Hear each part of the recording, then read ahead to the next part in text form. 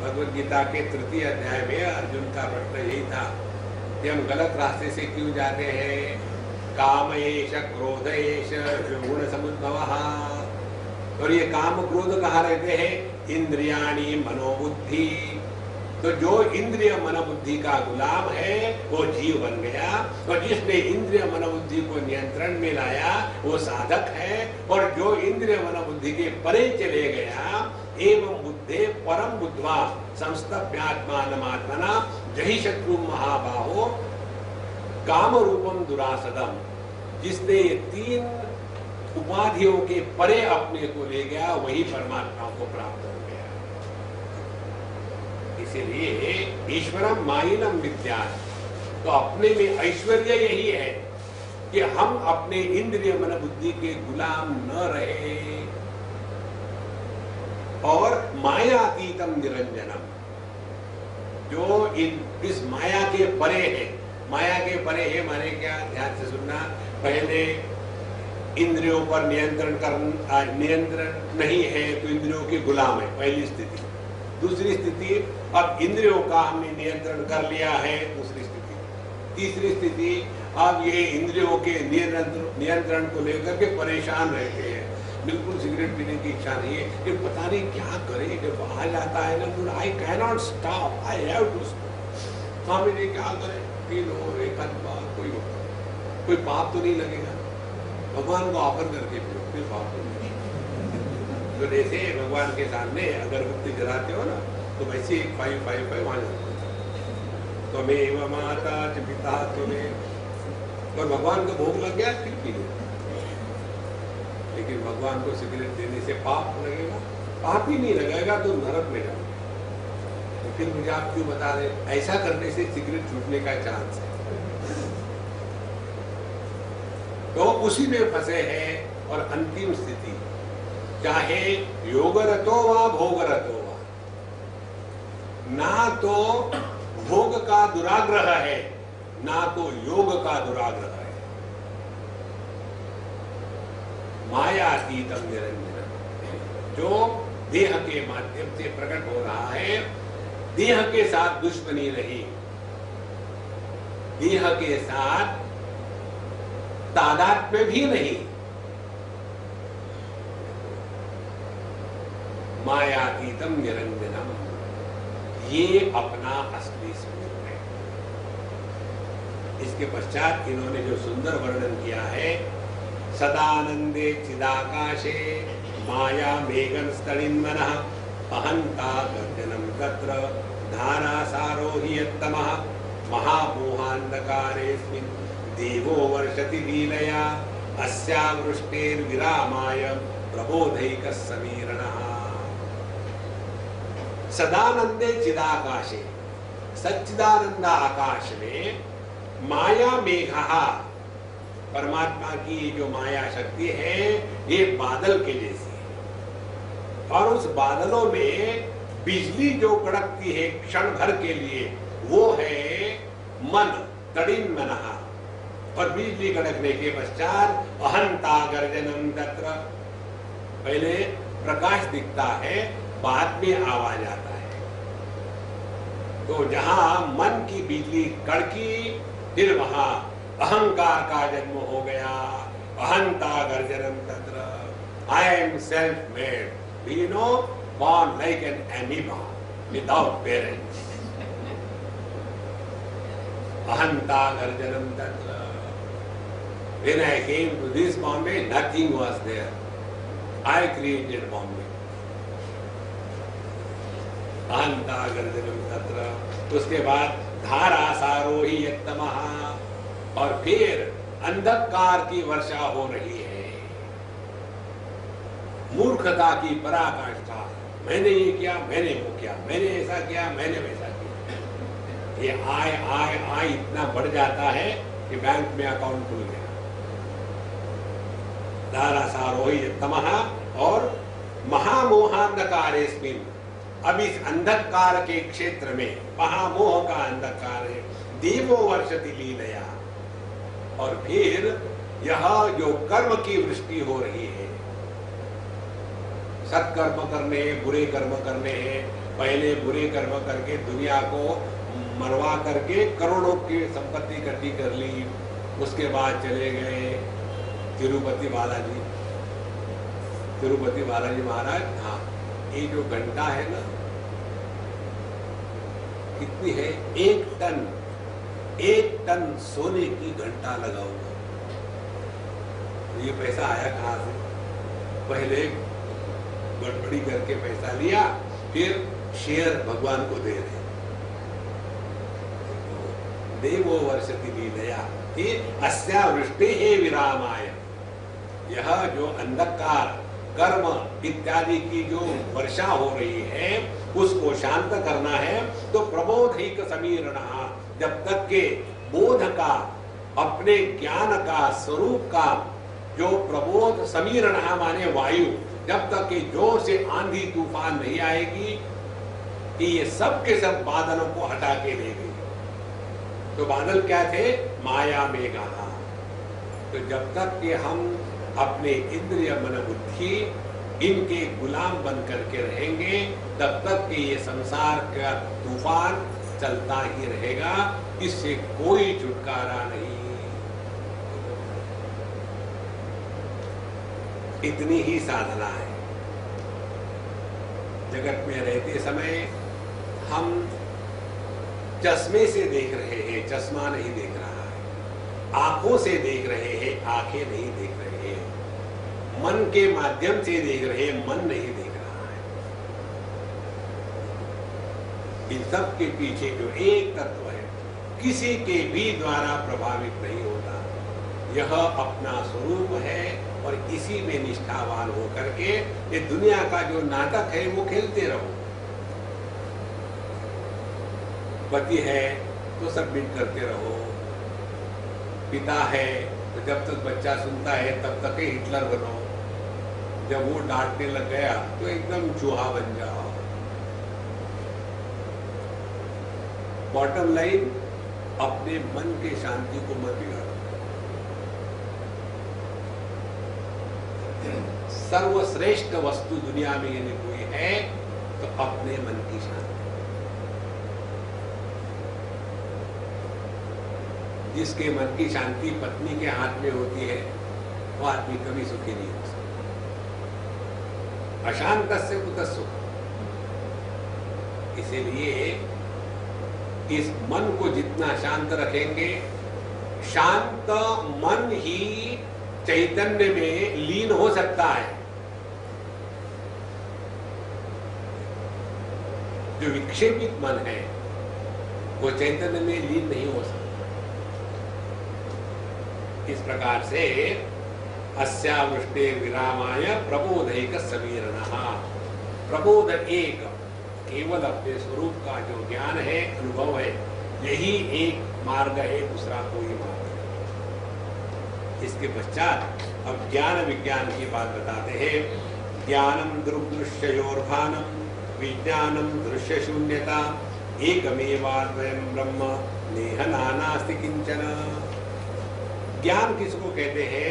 दृग्दृश्ययोः भानम ज्ञानम। ज्ञान का तात्पर्य है, अब हमको इतना समझ में आ गया कि मैं देखने वाला हूं और जगत देखा गया है, इतना समझ में आ गया। आगे कहते हैं विज्ञानम दृश्य शून्यता।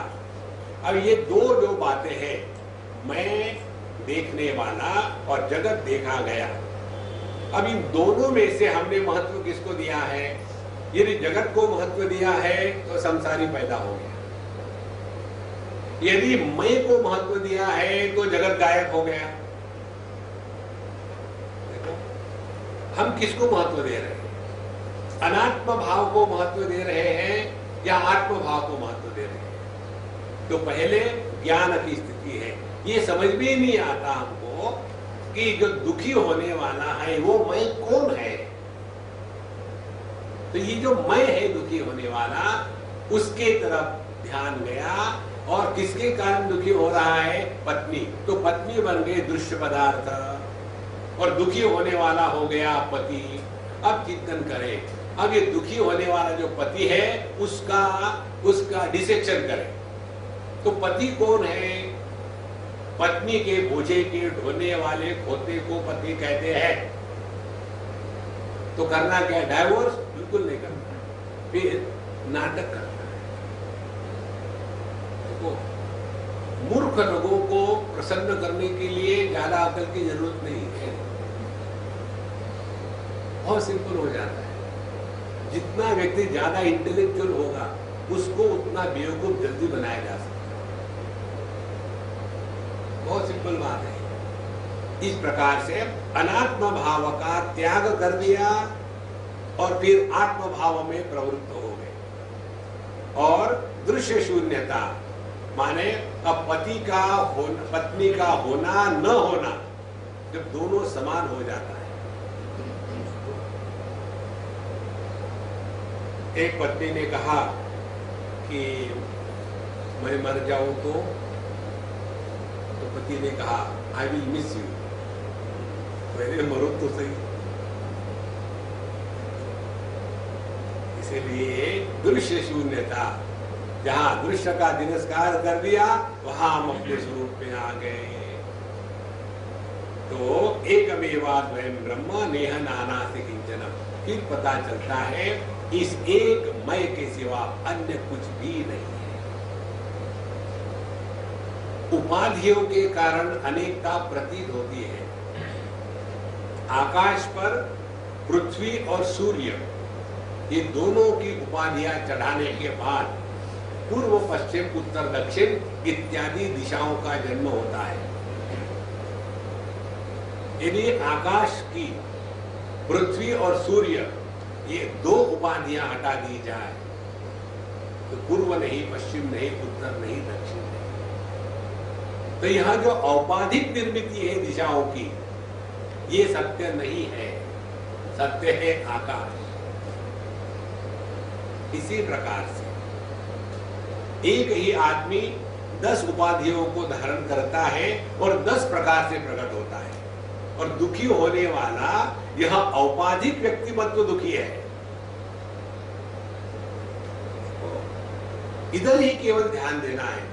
जहां डिस्टर्ब हो गए क्षण के लिए रुक जा। हाँ, कौन डिस्टर्ब हो रहा, बोला उसकी फाइल, पति डिस्टर्ब हो रहा, डिलीट, नेक्स्ट।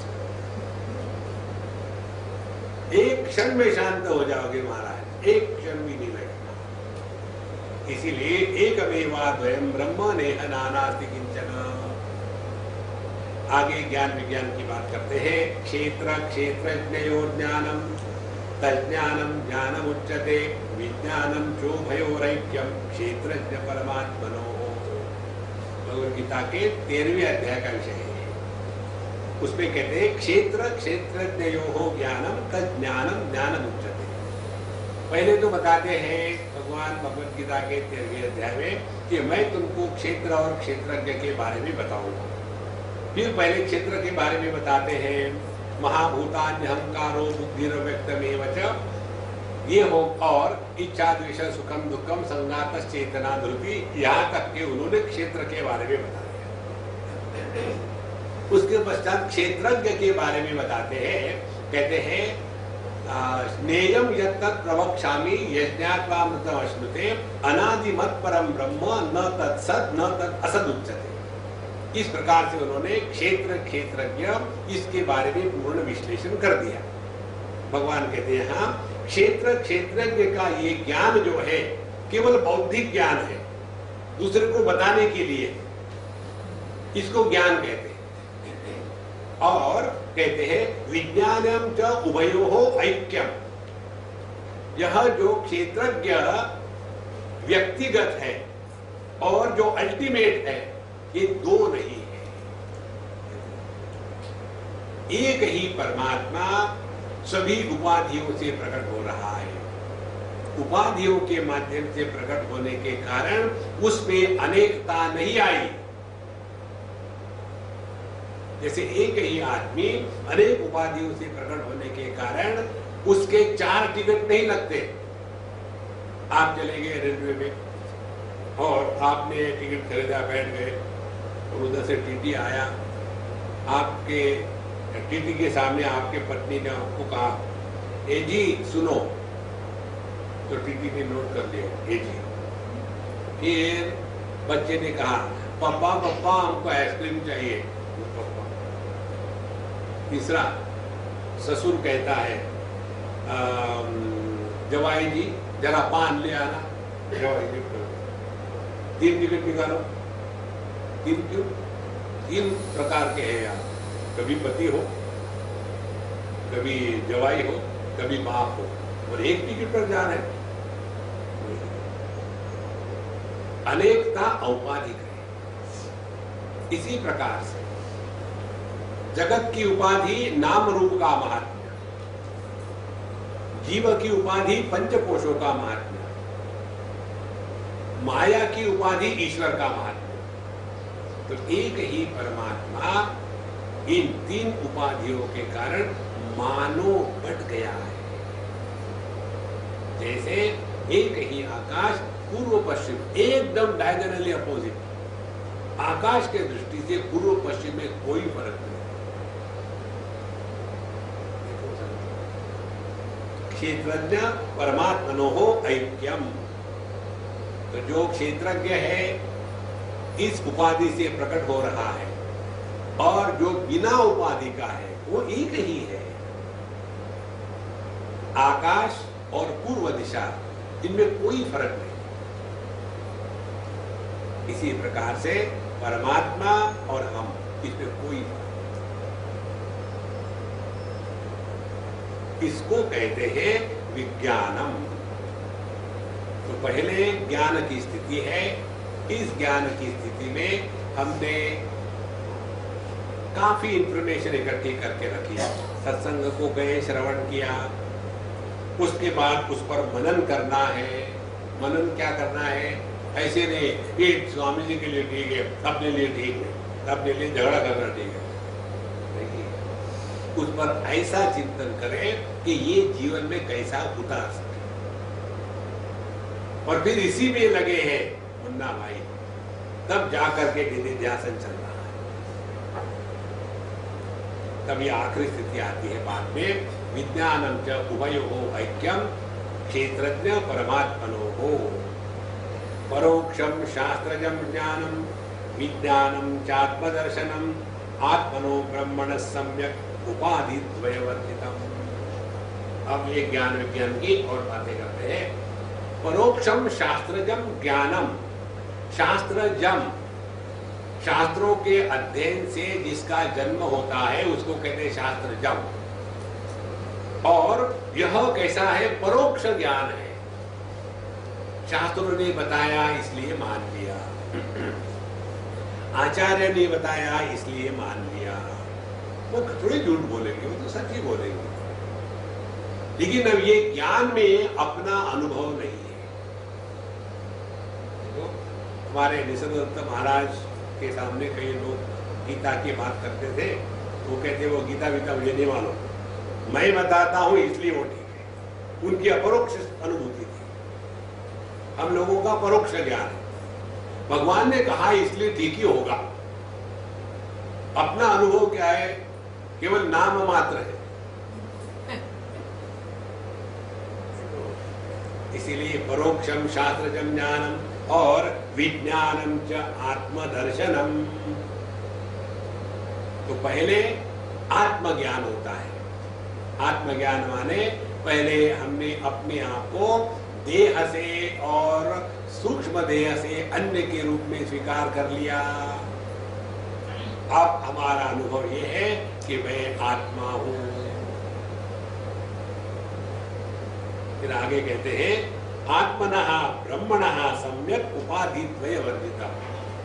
लेकिन क्या चक्कर है मालूम है? मैं तो आत्मा हूं, लेकिन लोग पहचानते नहीं। क्या करें? उनको कैसे बताए कि मैं रियलाइज हूं? कैसे बताए? मैं इसी में आजकल परेशान हूं। लोगों को कैसे बताए कि भैया मैं रियलाइज हूं? मालूम तो मानती नहीं। आत्मनः ब्रह्मणः, जो मैंने अपने आप को पहचाना है वही एकमात्र सब में व्याप्त है। किसी ने कहा कि मैंने मन को पहचान लिया, लेकिन मेरा मन जो है ना वो आंखों से तो निकलता है, कानों से मन नहीं निकलता, मैल निकलता है। तो हमने मन को पहचाना ही नहीं। जो सब में व्याप्त है वो मन है। ऐसे थोड़ी है कि आंखों से तो मन आता है, कानों से क्यों नहीं आ रहा है, ऐसी बात नहीं है। इसी प्रकार से हमने यदि अपने स्वरूप को ठीक से पहचाना है तो वही एकमात्र परमात्मा सब में प्रकट होना है। जैसे एक बल्ब को देखने से हम स्वीकार कर लेते हैं कि सब में एक ही बिजली है, इसी प्रकार से यदि हमने बिजली को, अपने स्वरूप को पहचान लिया है तो सब में वही प्रकट होगा।